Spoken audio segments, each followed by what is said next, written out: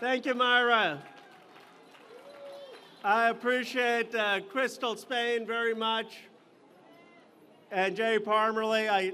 I said the only gripe I have with Crystal is who asked you to speak after the President of the United States and Mr. Jim Clyburn? But I want to start not just by recognizing my colleagues, Honorable Marcia Fudge and Joyce Beatty, but making one thing clear as a progressive Democrat to some of the young people who have such passion and idealism and spoke up. President Joe Biden represents the best chance for peace in the Middle East and for two states living in justice. Now, Representative Clyburn took my whole speech about talking about all of the accomplishments of Joe Biden. And I'm not going to go through that list again, but I do want to emphasize his point about student loans, because you heard him. $138 billion of student loans forgiven, $7 billion to HBCUs, the largest investment of any modern president, 3.7 million students who have been better off because of this president.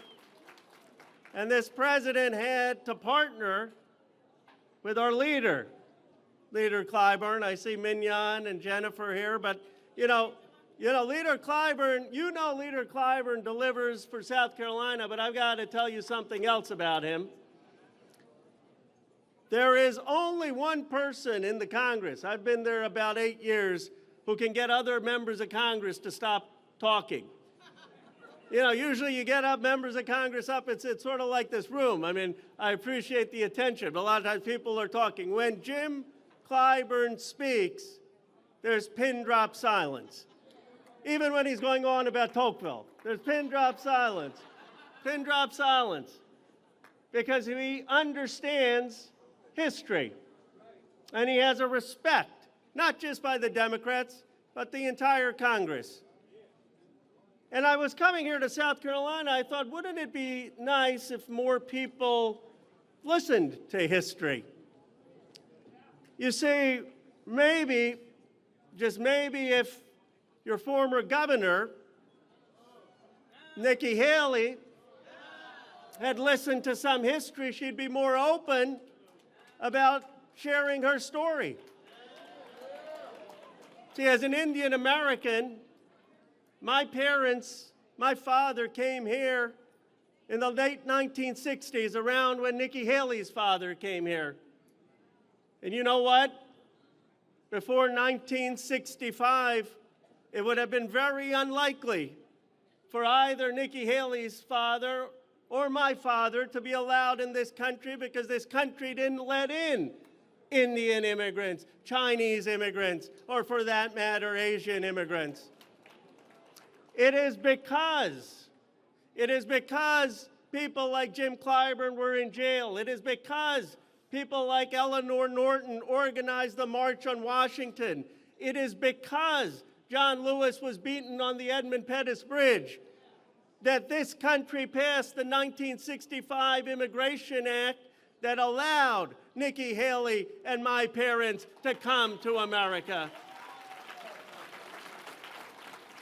It is because of people like Mr. Clyburn, Mr. Lewis, Ms. Norton, that I can stand on this stage as a congressman, and that Nikki Haley can pursue the highest office of the land.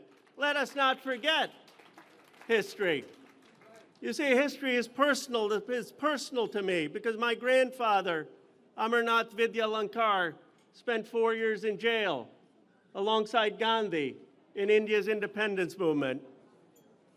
Gandhi's movement for satyagraha, of nonviolent active resistance in the pursuit of truth, inspired Rustin, it inspired Lawson, and inspired Dr. King, who had the Bible and the Gandhi reader wherever he went.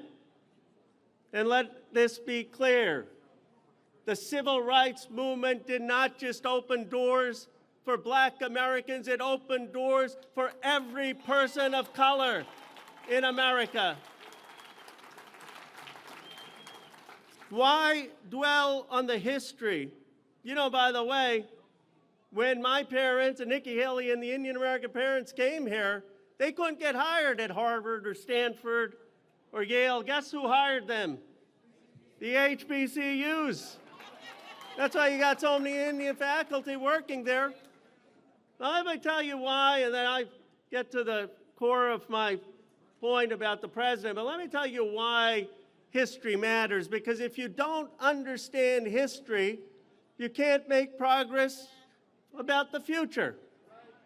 If you don't understand the moral debt that we have, the profound moral debt to the civil rights movement, then you can't understand your obligations and duties going forward. I feel the weight of that debt representing Silicon Valley. $10 trillion of wealth in my district.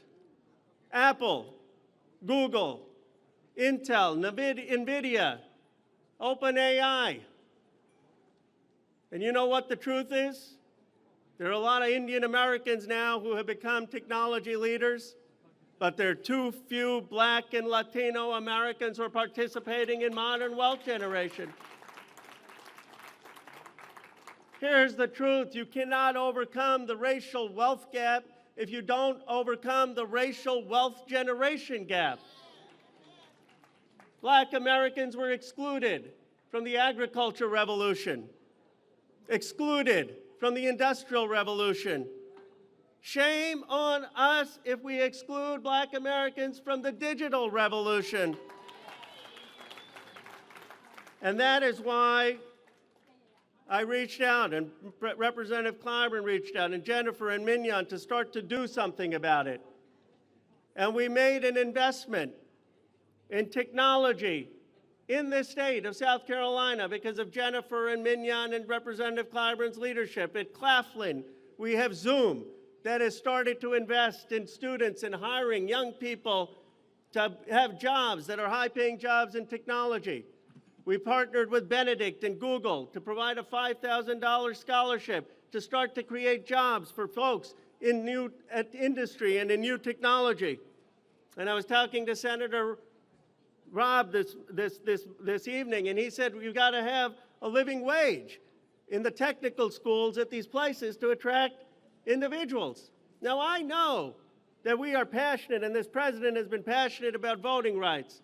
And I know we are passionate, and this president led and the House delivered on civil rights and police violence. But we also need to be passionate about economic rights and economic empowerment.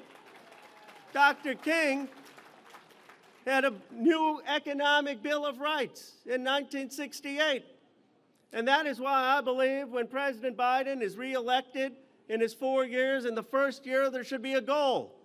100,000 new Black Americans credentialed in high technology jobs, in high paying jobs, and 10,000 Black startups funded.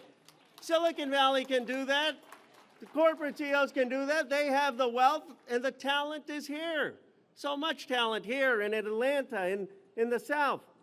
And we should have another goal, that the big government and big technology should start contracting with Black-owned law firms, with Black-owned consulting firms, with Black-owned service firms. That's the 21st century version of what Maynard Jackson did in Atlanta. Why can't we do that in the new digital economy?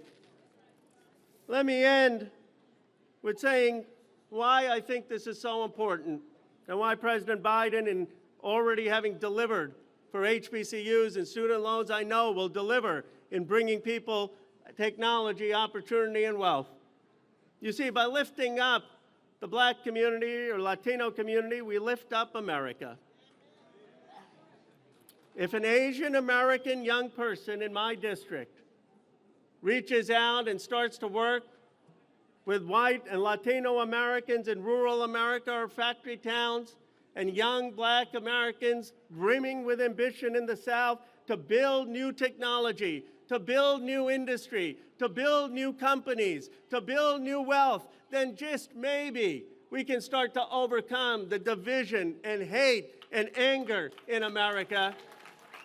That was Frederick Douglass's vision in one of the greatest speeches ever given in American history. In 1869, when Frederick Douglass, enslaved for 20 years, stands up not for black Americans, but for Chinese Americans, for the right of Chinese Americans to immigrate. And Douglass prophesizes that one day, America will be a nation of all nations, a composite nation with people from every part of the world.